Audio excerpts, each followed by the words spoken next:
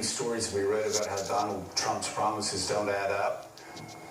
How many stories, though, have you read about Bernie Sanders' promises not adding up? Because they don't add up any more than Donald Trump's add up. It's just, they're not as offensive to the mainstream media that covers Bernie Sanders as Donald Trump's promises that can never be brought to fruition. But see, I think that works for both Trump and Sanders because they are speaking to people who nothing has ever added up for them. Right. So they're saying, okay, you tell me it doesn't add up. Look at my situation, the way it has been. I at least trust them for questioning what's going on because the experts have not dealt with my problem. And then I think that her point is right.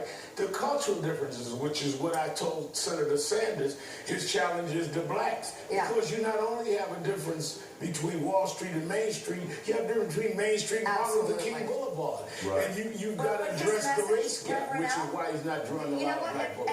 And the thing is that his message does address it. He has to figure out how to get it there. Because when he talks about judicial reform and the court system, he is talking about the imbalance in our society that goes against minorities, specifically black men.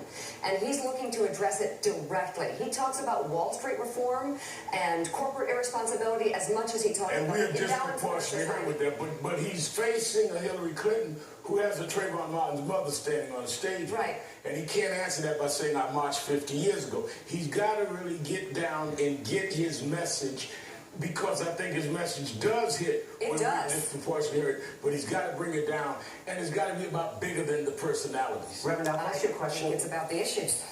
One of the things that fascinates me is many of the voters in this country who have been most disenfranchised by the system always are supporting an insider to the system candidate disproportionately. How do you explain that dynamic? Because I think, again, that many of those voters are dealing with the fact that they have had, for the last 8 years, you're talking about African-American voters, I assume. Yeah.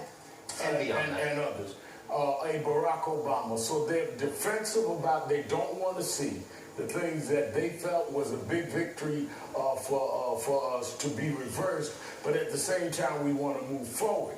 And I think that if you look at Hillary Clinton, who did end up working in the Obama administration and has made that statement, and you look at her Sanders, that's where a lot of the things are divided. If you look at policy issues, she is a step back from Barack Obama. She was always the most aggressive on military response in every cabinet meeting. She supported intervention and nation-changing in Iraq.